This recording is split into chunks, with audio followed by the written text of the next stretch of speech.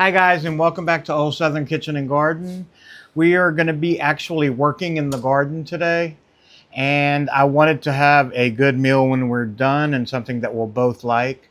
So come along with me while I make meatloaf two ways.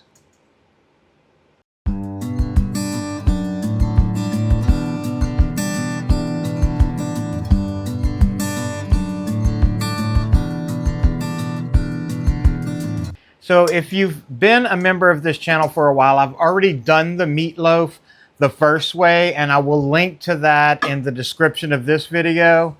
And this one is really simple. You just season the meat. I don't use fillers such as egg or breadcrumbs or panko. This is pure meat with onions, peppers, a little bit of celery, and I cook it in a brown gravy that's going to thicken as it bakes. Now, we're going to have this one over mashed potatoes, which we always have, but I wanted to have something for the rest of the week because it's going to be a busy week for me with work.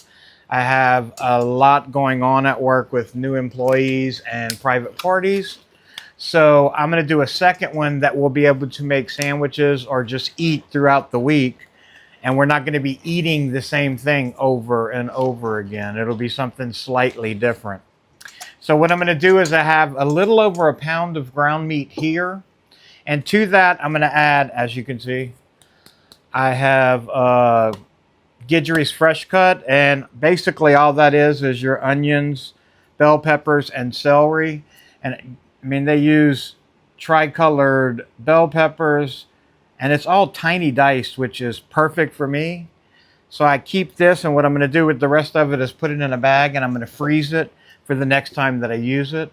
It's a quick step that I'm sure they sell in every supermarket around the United States at least.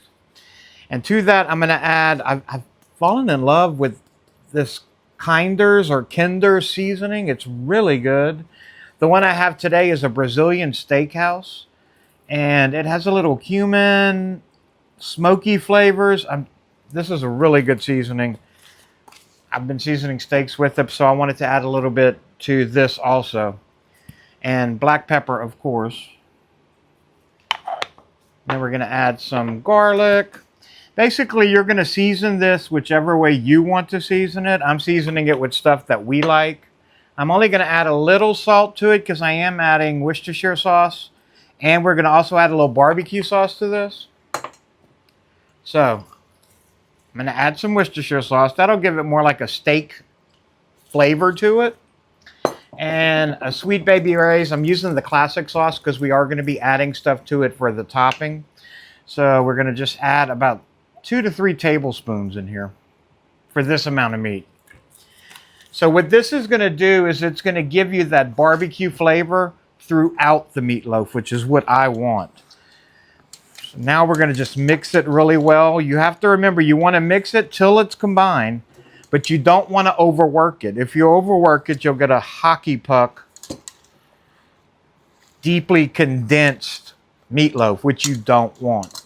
You want it to be airy, a little fluffy even, so that the juices can come out and you'll have a juicy meatloaf. And the key to that is to not overwork the meat. As you can see here, the meat is perfect. So I'm going to put it in here and form my loaf. I do have gloves on because I don't want barbecue sauce all over my hands. And this is going to be a honey barbecue meatloaf. It smells like barbecue already. It's going to be delicious. You might wonder why I'm doing this at the kitchen table. We have some electrical work going on in the kitchen, so it's really dark in there. So bringing you along with me to cook would not have been an option. You wouldn't have seen anything I was doing. So now that I have the meatloaf ready, I do have the oven preheated to 350 degrees. I'm going to use about half a cup of barbecue sauce. I'll use the rest of this Worcestershire, which will be about 2 tablespoons. There we go. And I'm going to also add 2 tablespoons of fresh honey. And that'll be just a sweet, smoky topping. With a little bit of saltiness from the Worcestershire. And that smells amazing already. But you can see just the inclusion of the honey and that Worcestershire will make it more of a pourable sauce that we can top this meatloaf with. Excuse me.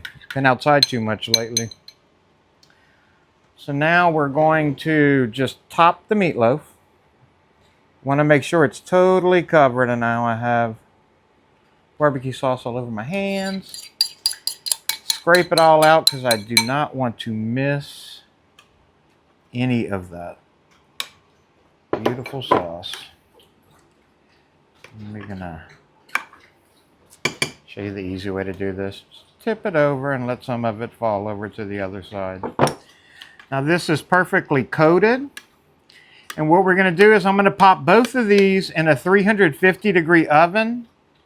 And we're going to let them bake for about 45 minutes to an hour until I get an internal temperature of 160, 165. I want this to be cooked throughout, but not dry. So let me pop these in the oven and I'll get back to you once they're done. And here we have it, guys. It's at 160, which is good for me. As it rests a little bit, it'll get up to 165. It baked right at an hour because I did make it a little thicker. And that glaze is just so good. But as you can see, it's very moist, pretty much falling apart in some areas. And this is going to be the perfect meatloaf to make a sandwich. Look how good that looks. Oh. And then the honey and the barbecue just add everything to it. And you also have this thick reduction of the honey and barbecue sauce that you can place on top. All in all, I'm really happy with this recipe. And let's just hope it tastes as good as it looks. Which I'm going to grab a big piece, which is still burning hot.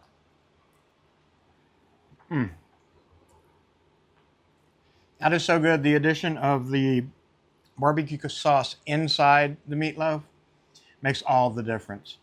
I hope you try this recipe. And like I said, the other one has a brown gravy that we're going to have over mashed potatoes tonight. Perfect combination. And I will put the link to that video either at the end of this video or in the description box. So thanks for stopping by, guys, and hope to see you soon. Bye.